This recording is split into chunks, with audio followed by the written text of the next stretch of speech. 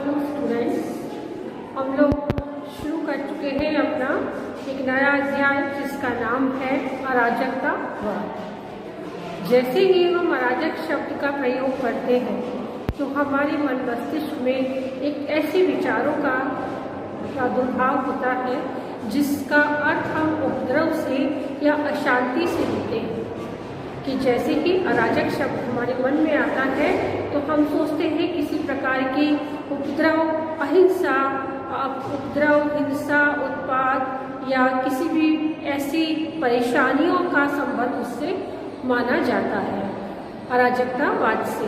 लेकिन जब हम इसे विचारधारा के रूप में पढ़ते हैं तो अराजकतावाद का अर्थ वो सब कुछ नहीं होता जिसको हम सामान्य अर्थों में जानते हैं, बल्कि अराजकतावाद ये समझाना चाहता है, एक विचारधारा है जो शब्द तो अराजक है लेकिन उस विचारधारा का जो संबंध है वो स्वतंत्रता, एकता और प्रेम से। अराजकतावादियों का मानना है कि राज्य हमें कई सारी बातों के लिए विवश करता है, इसलिए हमें राज्य से जो उत्पन्न हुई है, राज्य ने हमें, शासन ने हमें क्या किया है, विवशता दी है, हमें पृथकता दी है और हमें भिन्नता दी है। ये पृथकता, ये भिन्नता और ये विवशता क्या है, यही समझाने का प्रयास अराजकतावादियों ने किया है। जैसे कि एक सामान्य सी बात है कि भारत 29 राज्यों से मिलकर बना है, तो अराजकतावादियों का मानना है कि ये राज्य का विभाजन हमें क्या करता है, हमें अलग करता है, हमें पृथक करता है, हमें विवशता प्रदान करता है। ये जो कैटेगरीज बना रखी हैं, general, SC, ST, OBC, minority, ये जो कैटेगरीज बना रखी है ये भी हमें क्या करती है, पृथक करती है और भिन्नता का एहसास कराती है। तो ये जो बातें हैं, जाति जो है हमें वो किसी धर्म विशेष को लेकर उच्चता और निम्नता का भान हमको कराती है और वो भी कहीं ना कहीं हमें भिन्न, पृथक और विवश कर देती है। तो अराजकतावादियों का ये मानना है कि राज्य, शासन, धर्म, जो व्यवस्थाएं हैं वो सबके सब हमें कहीं ना कहीं पृथक करती हैं, हमें अलग करती हैं और इसी अलग अलग स्थिति को यदि हमें रोकना है तो हमें अपने विचारों में थोड़ा सा बदलाव करना पड़ेगा और उस व्यवस्था को चुनना होगा जो हमें स्वतंत्रता, एकता और प्रेम के मार्ग पर चलने को प्रेरित करती है। यदि राज्य विहीन और वर्ग विहीन समाज उत्पन्न होगा,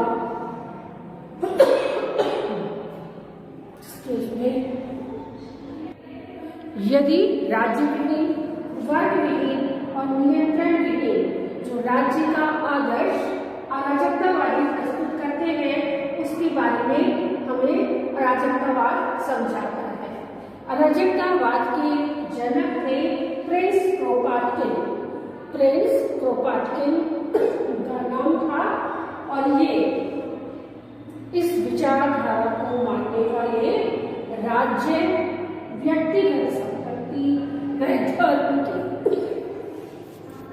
तो हम लोग जानते हैं कि अराजकतावाद के जनक प्रिंस क्रोपाटकिन थे, जिन्होंने ये समझाया कि ये जो शब्द है अराजकतावाद वो ग्रीक शब्द अनार्किया से मिलकर बना है, जिसका अर्थ होता है शासन का अभाव। तो ये शांति और व्यवस्था का अभाव नहीं है, बल्कि शासन की उन विवशता, पृथकता और भिन्नता का ये जो वर्णन करता है कि किस प्रकार से राज्य हमें भिन्न भिन्न करता है, राज्य हमें विभिन्नता या पृथकता प्रदान करता है, उसका अभाव को अराजकतावाद हाईलाइट करता है और ये समझाने का प्रयास करता है कि राज्य ने, धर्म ने और निजी संपत्ति ने सदा से ही जो सदस्य हैं, नागरिक हैं, उन सदस्यों को विभाजित किया है, पृथक किया है और इसीलिए ये जो अराजकतावाद का सिद्धांत है वो ये समझाने का प्रयास करता है कि राज्य विहीन, वर्ग विहीन और नियंत्रण विहीन समाज में रहकर व्यक्ति अपने व्यक्तित्व का अधिक विकास कर सकता है और उस अधिक विकास के लिए उसे राज्य नामक संस्था की कोई आवश्यकता नहीं है। यदि हम दूसरे शब्दों में इसे इस रूप में परिभाषित करें कि अराजकतावाद राज्य, धर्म और निजी संपत्ति का विरोधी है, तो कहना अतिशयोक्ति नहीं होगा। ये समझाना चाहता है अपने सिद्धांतों के माध्यम से, इस विचारधारा को ये समझाना चाहता है कि राज्य ने, धर्म ने और निजी संपत्ति ने मिलकर राज्य में रहने वाले लोगों में एक प्रकार का अलगाव पैदा किया है और इस अलगाव को दूर करने का प्रयास ये अराजकतावाद करता है।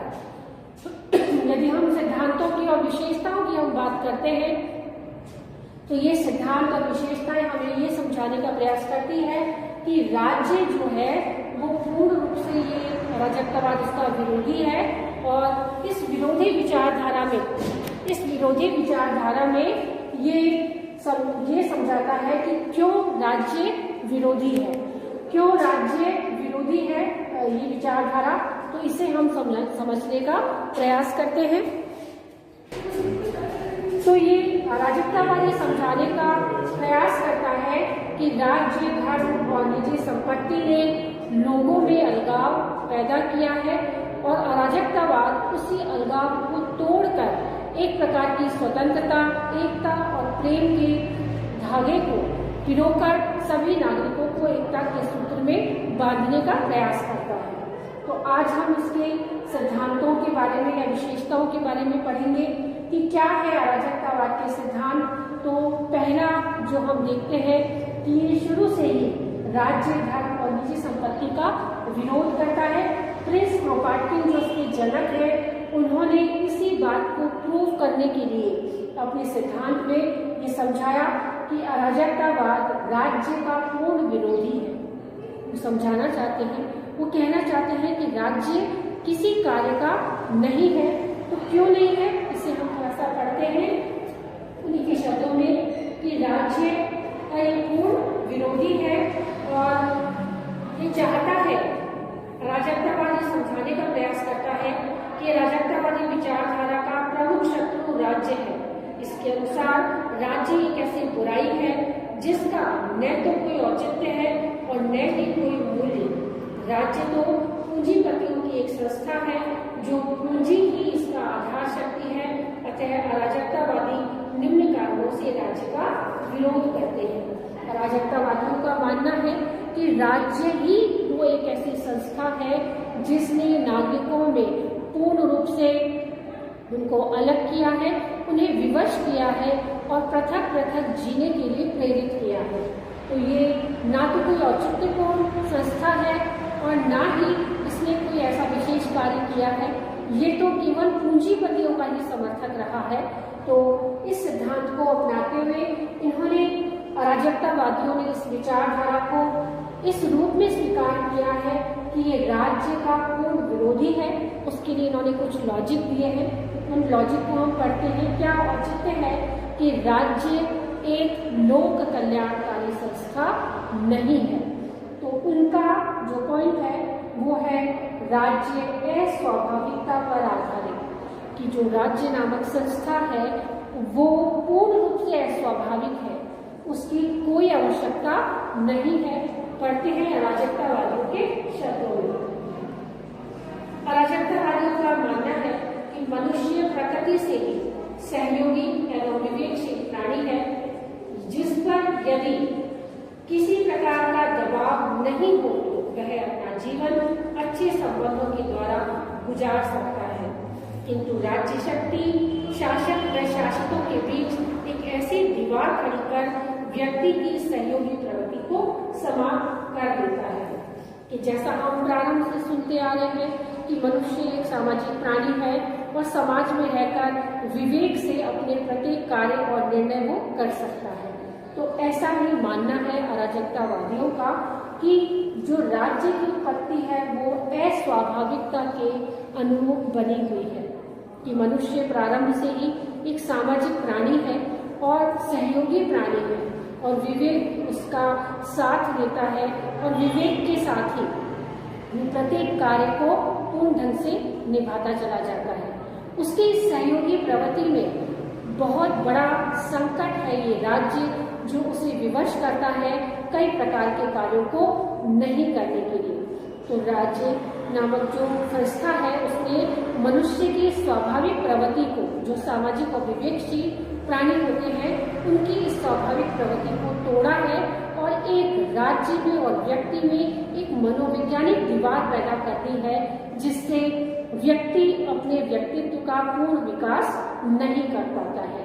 अराजकतावादियों का मानना है कि इस अस्वाभाविक संस्था ने मनुष्य की जो सहयोगी प्रवृत्ति है उसी को तोड़ दिया है कि जब जब मनुष्य ने बिना दबाव के अपने स्वतंत्र निर्णय लेकर अपने विवेक से यदि कोई कार्य किया है तो वो कार्य अधिक सफल हुए हैं। लेकिन राज्य नामक शक्ति ने क्या किया है, एक प्रकार की मनोवैज्ञानिक दीवार खड़ी कर दी है और शोषक और शोषित के बीच का भेद अधिक रूप में उभर कर आता है। दूसरा तर्क जो दिया है अराजकतावादियों ने वो है राज्य पूंजीपतियों का समर्थक है। कि अराजकतावादियों का मानना है कि राज्य ने सदा से ही पूंजीपतियों का सहयोग किया है और पूंजीपतियों को सहायता देकर ही पूंजीपतियों को और पूंजीपति बना दिया और जो गरीब जनता है, शोषित जनता है, वो वहीं के वहीं रह जाती है। काफी हद तक राज्य पूंजीपतियों का ही समर्थन करता है, उनके हितों की ओर ही ध्यान देता है।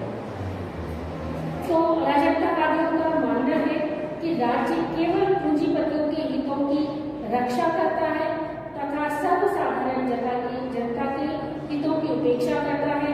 अतः राज्य शोषण और अन्याय का एक शक्तिशाली साधन है। कि अराजकतावादियों का मानना है कि राज्य ने सर्वसाधारण जनता के हितों की रक्षा नहीं की है, सर्वसाधारण जनता की हमेशा से ही वो उपेक्षा करता आ रहा है और इस सर्वसाधारण जनता की उपेक्षा के कारण वो पूंजीपतियों का समर्थन करता जा रहा है और पूंजीपतियों का समर्थन करता है और सामान्य शोषित जनता का वो समर्थन नहीं कर पाता, जिससे वो अपने जो व्यक्तिगत उनका विकास है वो व्यक्तिगत विकास जो स्वाभाविक रूप से हो सकता है वो करने में वो अपूर्ण नजर आता है। तीसरे पॉइंट की ओर बढ़ेंगे तो अराजकतावादियों का ये मानना है कि राज्य का वो पूर्ण विरोध करते हैं क्योंकि ऐतिहासिक दृष्टि से भी ये औचित्यपूर्ण है। ये औचित्यहीन संस्था है जिसकी कोई भी आवश्यकता महसूस नहीं की जा सकती। तो अराजकतावादियों का मानना है कि प्रिंस कोपार्किन के अनुसार राज्य का जन्म अभी हाल ही में हुआ है, जो व्यर्थ प्रतीत होता है क्योंकि राज्य की उत्पत्ति से पूर्व भी मनुष्य समूह बनाकर स्वतंत्र और सुखी जीवन व्यतीत करते थे। इतिहास गवाह है कि राज्य ने सदैव नवीन विचारों का और सुधारों का विरोध किया है तथा उन्नति, सुधार और स्वतंत्रता के मार्ग में सदैव बाधा पहुंचाने का कार्य किया है। राज्य द्वारा अब तक धर्म सुधारकों या प्रचारकों आदि को भीषण दंड देकर उन्हें यातनाएं दी है, जिसमें सुकरात और ईसा मसीह के उदाहरण प्रत्यक्षतः हमें दिखाई देते हैं। तो अराजकतावादियों का ऐसा मानना है प्रिंस कोपार्किन का कि ऐतिहासिक दृष्टि से यदि हम देखते हैं तो राज्य की जो उत्पत्ति हुई है अभी कुछ वर्षों पूर्व ही हुई है। उससे पूर्व भी व्यक्ति आसानी से समूह बनाकर अपना सामाजिक जीवन व्यतीत करते थे और सुख शांति से रहते थे। लेकिन जब राज्य की उपस्थिति ने ऐसी इस सामाजिकता का खंडन किया है और कई सारे धर्म गुरुओं को भयंकर यातनाएं देकर नवीन विचारों को और उनकी प्रगति और सुधारवादी विचारों का उन्होंने खंडन किया है और उनके मार्ग में एक बाधा उत्पन्न की है। यदि हम ईसा मसीह और सुकरात का यदि हम उदाहरण देते हैं तो इतिहास गवाह है कि उन्हें कठोर यातनाएं दी गई और राज्य नामक संस्था ने उसमें बाधा उत्पन्न की है उनके सामाजिक जीवन में बाधा उत्पन्न की है। तो इस तरीके से हम देखते हैं कि इन पॉइंटों के माध्यम से अराजकतावाद ये समझाने का प्रयास करता है कि सिद्धांततः यदि राज्य विहीन, वर्ग विहीन और नियंत्रण विहीन राज्य होता है तो उस विचारों में व्यक्ति अधिक सक्रिय रूप से और सामान्य जीवन जी सकता है, क्योंकि राज्य की उत्पत्ति से पूर्व भी मनुष्य समूह बनाकर बेहतर सामाजिक जीवन जी सकते थे। तो इन 3 पॉइंटों के बाद में अगले क्रम में हम अगली वीडियो में इसको कंटिन्यू करेंगे। आज के लिए केवल इतना।